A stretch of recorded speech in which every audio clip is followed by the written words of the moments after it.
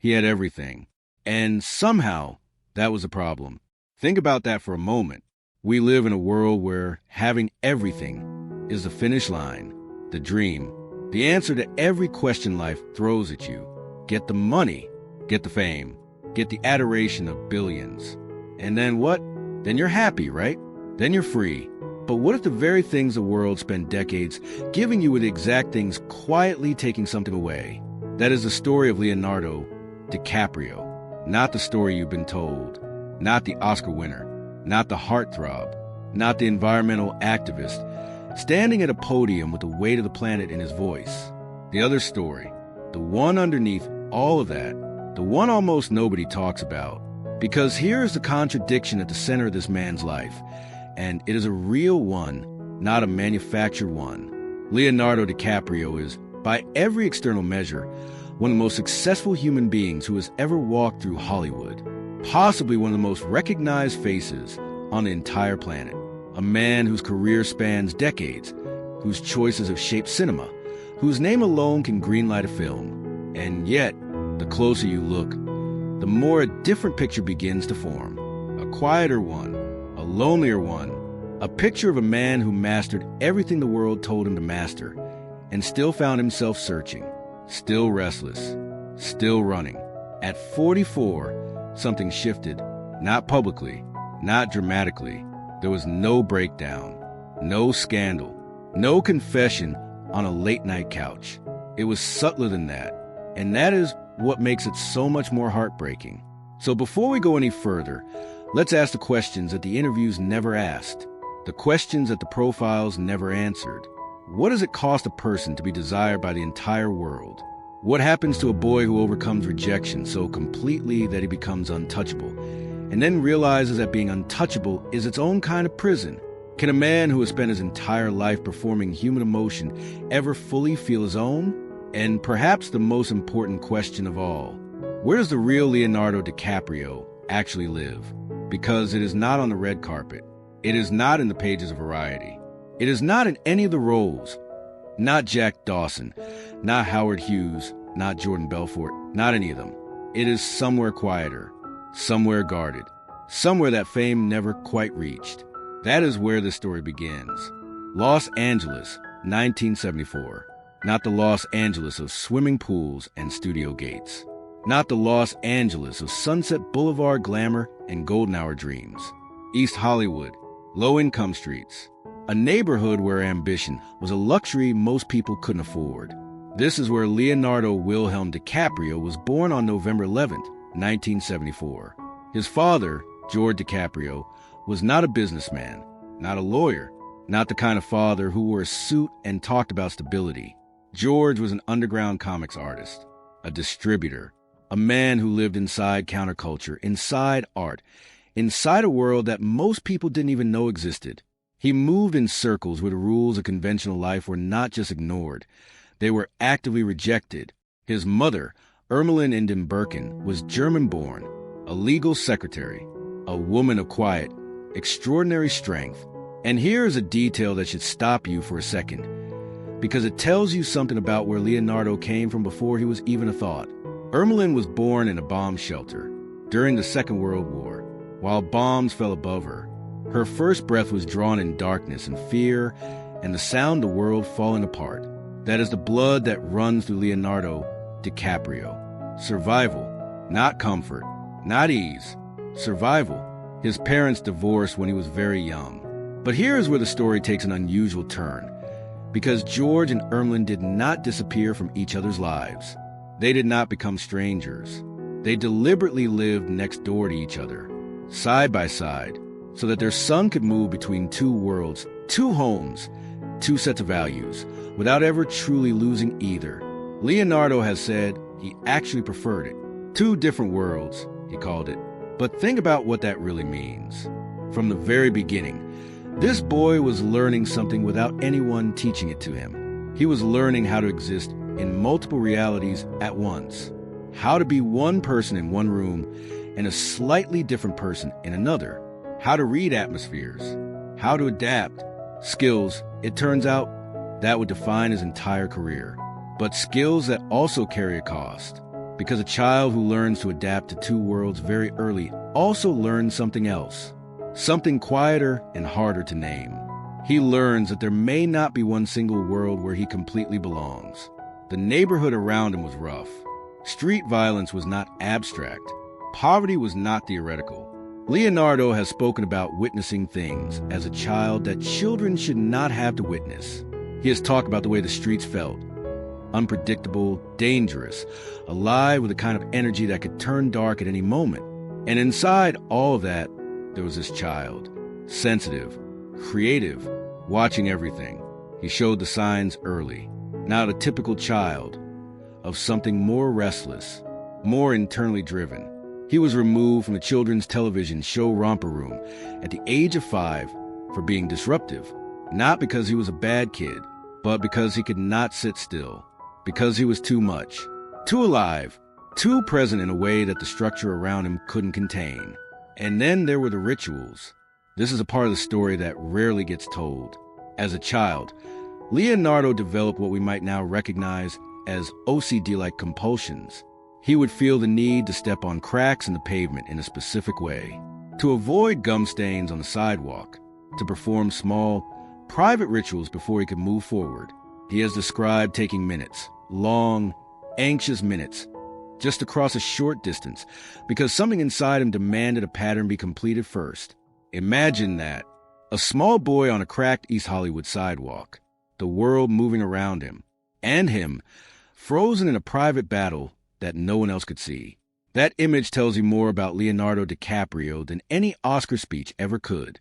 Because that boy, that anxious, ritual-driven, too-much-energy boy on the cracked sidewalk, never fully disappeared. He grew up. He learned to manage. He learned to channel.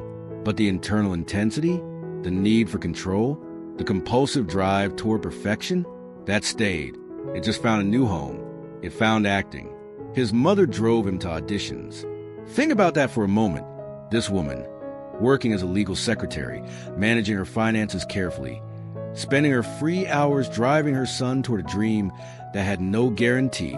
She believed in him before anyone else did, before any casting director, before any agent, before the world had any idea who he was. She drove him, and he tried, and failed, and tried again. Hundreds of rejections, not dozens, hundreds. And somewhere along the way, an agent told him something that must have landed like a quiet punch. They suggested he change his name. Leonardo DiCaprio. It sounded too ethnic, they said, too unusual, too foreign for mainstream American audiences. They suggested something like Lenny Williams. Lenny Williams. Imagine the man who would become one of the most iconic names in cinema, being told that his name, his actual given name, was the problem. He refused. Good. But notice what that moment reveals. Before he had even properly begun, the industry was already asking him to be less than what he was, to shrink himself, to sand off the edges that made him specific and real and true. And he said no. That stubbornness, that refusal to disappear, would become both his greatest strength and, in ways we will get to, one of the sources of his deepest tension. After a year and a half without significant work, he nearly quit. Nearly. His father encouraged him to continue. And something in that connection, that artistic, bohemian, unconventional father who had built his life around self-expression, gave Leonardo enough to hold on. He held on. And then came the roles that changed everything. This boy's life. 1993. Leonardo DiCaprio, 19 years old, opposite Robert De Niro, one of the most intimidating acting forces in the history of cinema. Let that sink in. 19, opposite De Niro. And he held his own. Not just held his own. He commanded. He surprised. He made people in the industry sit up straighter in their chairs and ask each other the question that changes careers. Did you see that kid? That same year, what's eating Gilbert Grape? He played Arnie Grape, a young man with an intellectual disability, with such specificity, such tenderness, such complete absence of vanity, that the Academy took notice. An Oscar nomination at 19 years old. 19. Think about where he had come from. The sidewalk rituals, the hundreds of rejections, the agent telling him to change his name. The year, and a half of near nothing. And now this. But here is where something important begins, something that will define everything that comes after. The success felt good. Of course it did. But it also immediately created a pressure, because now there were expectations. Now there was a version of Leonardo DiCaprio that existed in the public imagination, a version that had to be maintained, managed, lived up to. He was no longer just a boy trying to act. He was a commodity, a prospect, a name. Romeo and Juliet came in 1996. Baz Luhrmann's Electric, modern reimagining of Shakespeare. And suddenly Leonardo DiCaprio was not just a respected young actor. He was a phenomenon, the kind of thing that happens once in a generation, a face that lands on every magazine cover, a presence that makes teenagers feel something they cannot explain. He was 21 years old, and the world had decided what he was. A heartthrob, beautiful, romantic, desirable, the kind of man you pin to your bedroom wall, the kind of man who exists to be wanted. He accepted it, because what choice did he have? You cannot outrun a wave that size. You can only try to stay above it. And then came the wave that no one could have predicted. Titanic, 1997. There are moments in popular culture that are so large they defy description. Titanic was one of them. The highest grossing film of its time. A cultural event. A phenomenon that crossed every language, every border, every demographic. And at the center of it, 23 years old, was Leonardo DiCaprio. The world did not just like him after Titanic. The world was obsessed with him, not in a normal, admiring way, in a consuming way, in a way that turned the human being into a symbol, into a fantasy, into something that is no longer quite real.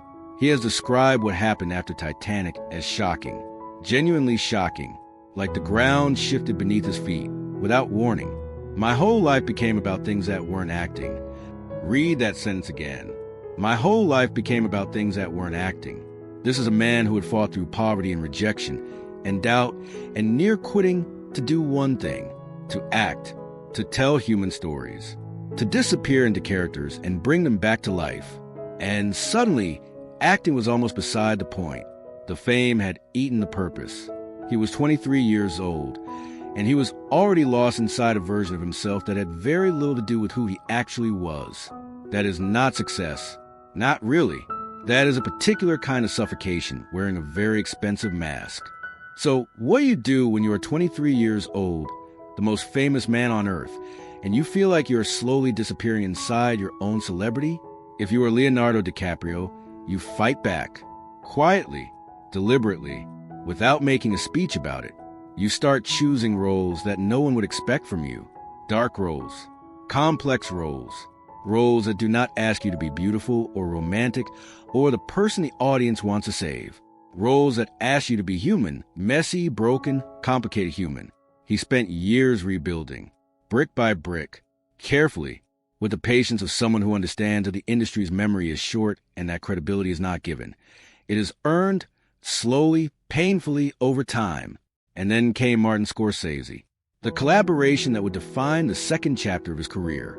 Gangs of New York in 2002, then The Aviator in 2004, The Departed in 2006, and beyond. Scorsese has said things about DiCaprio that are worth sitting with. He has spoken about Leonardo's range, his courage, his willingness to go to difficult and dark places inside himself for the work. He has described their relationship as built on love and trust, on deep, serious debate about character and story, on a kind of mutual respect between two artists who challenge each other. That is not the language of a director talking about a movie star. That is the language of a craftsman talking about another craftsman. And this is where a portrait begins to emerge. A portrait that is very different from the one the tabloids were printing. Because while the world was watching his dating life and his yacht and his red carpet appearances, something else was happening. Something quieter and more significant. Leonardo DiCaprio was becoming one of the finest actors of his generation. Howard Hughes in The Aviator. The tics, the obsessions, the slow psychological unraveling of a genius losing control. Watch that performance and tell me it does not cost something to give. Watch it make Hughes' suffering feel personal, feel real, feel like it is happening right now in front of you. And then The Departed, The Wolf of Wall Street, Inception, Revolutionary Road. Each one a different dimension of human darkness and complexity. Each one requiring a kind of emotional excavation that most people would never voluntarily choose. He chose it every time. But here's the question that nobody asked loudly enough. What does it do to a person to spend their life excavating darkness? To spend decades diving into broken, obsessive, excessive characters? To make your living by feeling things that are not yours to feel as deeply as you possibly can? You would think it would make you more emotionally available, more open, more connected to your own feelings. But the opposite is sometimes true. Sometimes the person who is most extraordinary at performing emotion is the person who is most protected from their own, because performing emotion is safe. It has a script, it has an end, it has applause. Living emotion, your own unscripted, uncontrolled, with no director to call cut, that is the terrifying part. And increasingly, as his career deepened, a pattern in his private life began to attract attention. The relationships, high profile, visible, and, almost without exception, short. A series of younger women, models, mostly, beautiful, carefully chosen, and then quietly concluded. No marriages, no children, no public commitment that lasted long enough to become truly vulnerable. People made jokes about it, memes, charts. Leonardo DiCaprio's girlfriend age became a cultural punchline. But strip away the joke for a moment and look at what is actually there. A man who plays intimacy on screen more convincingly than almost anyone alive. A man whose entire professional gift is emotional vulnerability, emotional connection, emotional truth, who has never, in his public life, allowed the same. That is not a coincidence. That is a pattern. And patterns in a person's life are always trying to tell you something. The 88th Academy Awards. Leonardo DiCaprio walks to the microphone to accept the Oscar for Best Actor for The Revenant. He is 41 years old. The crowd rises. And for a moment, the weight of everything that has come before is visible on his face. Not just gratitude, not just relief. Something older. Something that has been carried for a very long time. He had been nominated before, multiple times. He had watched other names being read from that envelope. He had managed his reaction in front of cameras and said the right things and gone home and processed it privately, however that looked. And now, finally, the thing the world had been expecting him to have for years was in his hands. You would think this would be the resolution, the answer, the moment where the restlessness stops and the peace begins. Watch the speech. He thanks Scorsese. He thanks his collaborators. He speaks urgently, powerfully about climate change, because Leonardo DiCaprio, even in the most personal moment of professional life, cannot fully separate himself from the cause that had consumed decades of his energy. He thanks his mother, and then it is over. And here's the thing about arriving at the destination you have been moving toward your entire career. The destination does not change who you are inside. The Oscar did not quiet the restlessness, did not fill the space, did not resolve the contradiction at the center of this man's life. How do we know? Because of what came after.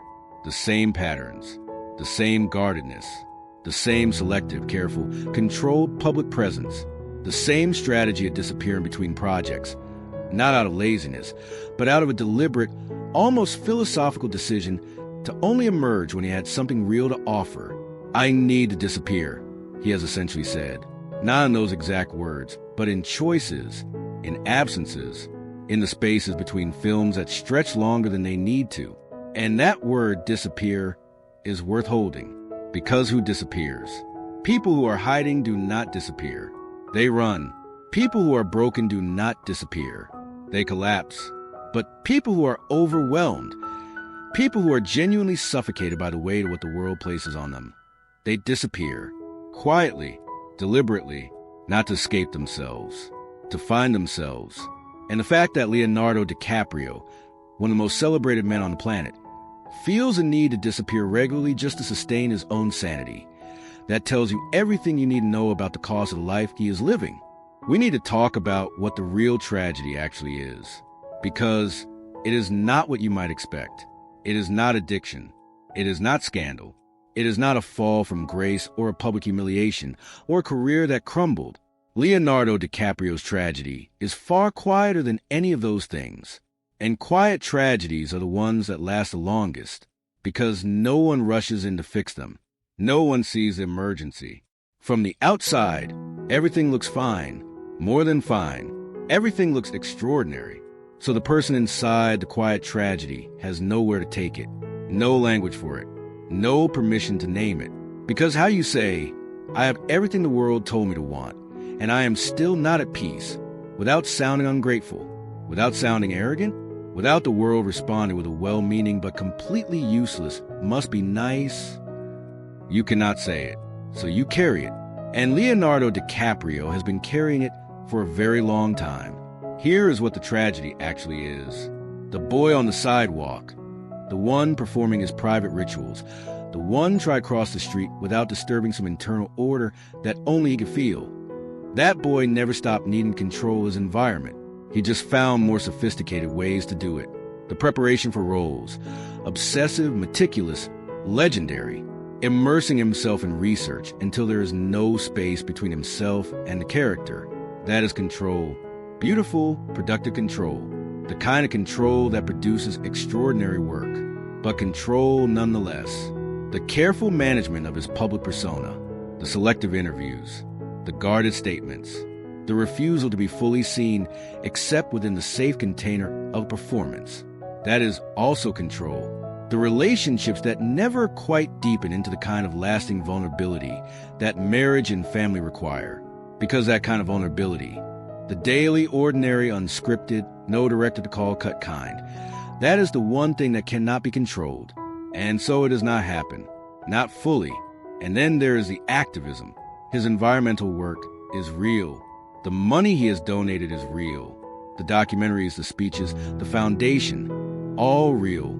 This is not cynicism about his commitment. His commitment appears genuine and deep. But notice the quality of urgency in the way he speaks about climate change. Notice how personal it sounds. How close to the bone. Almost as if the planet's restlessness mirrors his own.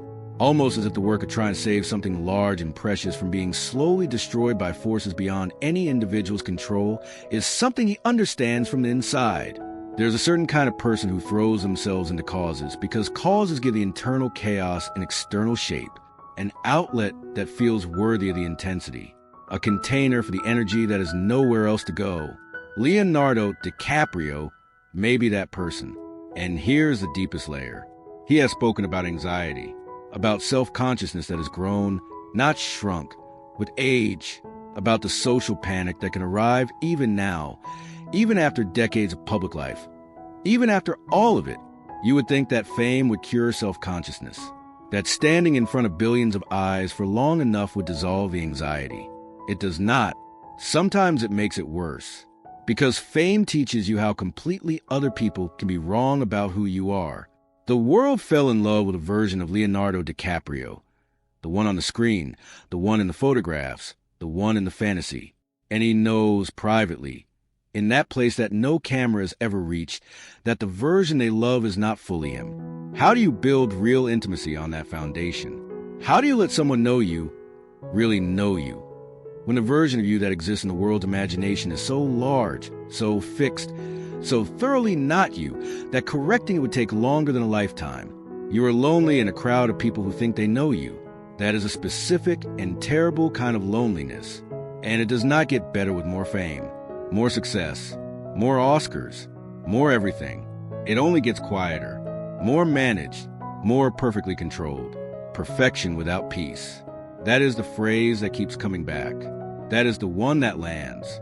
A man who has perfected almost everything he has attempted, who has made the difficult look inevitable, who has rebuilt himself not once but several times over, who has outlasted the heartthrob label and the post-Titanic exile and the years of Oscar almost, and emerged on the other side as something genuinely rare, an artist who has lasted, and who still, by every measure of the private self, has not arrived anywhere that feels like rest. The boy who nearly quit because the world kept saying no became the man who cannot stop, because the silence of stillness is somehow harder to survive than the noise of constant motion. Think about that. The rejection was survivable. The rejection, as cruel as it was, gave him something to push against, something external, a wall to break through. But what do you push against when everything is open, when every door answers yes, when the validation you spent decades fighting for arrives so completely that it fills every room? What do you do with a life that has no more walls? You build new ones, quietly, privately. You build them out of work and causes and carefully maintain distance and relationships that never quite reach the place where the walls would have to come down entirely. And you call it privacy, and you call it selectivity, and you call it philosophy. And maybe it is all of those things. But underneath them, underneath the Oscar and the Foundation, and the Scorsese collaborations, and the perfectly curated disappearances, there is still a boy on a cracked sidewalk, trying to find the right way to cross, performing a ritual that only he understands, waiting for something inside him to say, "Okay, you can go now. You are safe." Still waiting. We tell stories about famous people because we are not really talking about them. We are talking about ourselves. The story of Leonardo DiCaprio is not really about Leonardo DiCaprio. It is about what happens to any human being who gets exactly what they fought for and discovers that the thing they were actually fighting for was something the achievement could never deliver. It is about the cost of being desired. How the world's desire for you is not the same as the world knowing you. How adoration and intimacy are not the same currency and cannot be exchanged for each other. How you can be everyone's favorite person and still eat dinner alone. It is about perfectionism, about the particular kind of suffering that lives inside people who are genuinely excellent at what they do. Because excellence is not a destination. It is a practice, and practices do not end. They demand. Day after day, they demand. It is about the child we carry inside the adult. That boy with his sidewalk rituals. He did not disappear when the Oscar arrived. He did not leave when the world fell in love. He is still there, still quietly managing, still performing his private order in the hope that if the ritual is done correctly, the anxiety will stay on the other side of the door. It is about the stories we tell ourselves to survive. Leonardo DiCaprio's story, the one he built, is a magnificent one. Against real odds and real rejection and real poverty and real self-doubt, he built something extraordinary. That is not nothing. That is genuinely remarkable. But survival stories are sometimes built so strong, so thick, so perfectly sealed, that they become the very thing they were originally built to protect against. A shelter that becomes a cell, a strategy that becomes a life, a performance of resilience so convincing that even the performer forgets which parts were the real feeling and which parts were the craft. And here's a thought that should stay with you after everything you have just heard. We will never fully know what Leonardo DiCaprio is actually like. Not really, because the access he grants the world is the access he controls. And a man who learned from the very beginning, from the sidewalk, from the two-home childhood, from the hundreds of rejections, from the Titanic wave that threatened to drown his sense of self, that the world requires performance. Such a man becomes very good at giving the world exactly what it needs and nothing more. We see the performances, the craft, the activism, the carefully worded answers, the deliberate disappearances. We do not see the rest. And maybe that is the most honest thing about him. The decision to keep that private, to refuse, after everything, to become a product, to hold something back not as a strategy, but as an act of survival. Because if the whole world gets all of you, what is left that is just yours? Maybe nothing. And maybe that nothingness is the one thing that was never acceptable. Not to the boy who crossed the sidewalk on his own private terms. Not to the young man who refused to become Lenny Williams. Not to the actor who looked at the heartthrob label and quietly, stubbornly said, "No, that is not all I am." There are people in this world who are loved for who the world needs them to be. And there are people who spend their entire lives trying to be loved for who they actually are. Leonardo DiCaprio has lived both of those lives simultaneously. And the gap between them, that small, quiet, unbridgeable gap, is where the real story lives. It is not a tragedy of failure, not a tragedy of vice or scandal or collapse. It is the quieter tragedy, the one that does not make headlines, The tragedy of a man who gave everything to craft and found that the craft gave back everything except the one thing it cannot give: peace. Simple, ordinary, unperformed peace. The kind that does not require an audience. The kind that does not need to be earned. The kind that has nothing to do with Oscars or box office or Scorsese's praise or the roar of a crowd who loves a version of you that is not entirely you. Just peace. Whether he finds it, whether he has found it, in ways the world cannot see, none of us can know. But here is what we can know. The next time you look at a person who appears to have everything, the achievement, the recognition, the full and celebrated life, before you decide that their story is finished, before you assume that all the hard questions have been answered by all the visible success, ask the quieter question. Not what do they have, but what is it costing them? Because the most heartbreaking lives are not always the ones that fall apart in public. Sometimes they're the ones that hold together so completely, so flawlessly, so impressively, that no one ever thinks to ask if the person inside is okay. What does it really mean to have everything and still be searching? That is the story of Leonardo DiCaprio, not the one the world told, the one underneath. And it is more human, more deeply, uncomfortably human than any role he has ever played.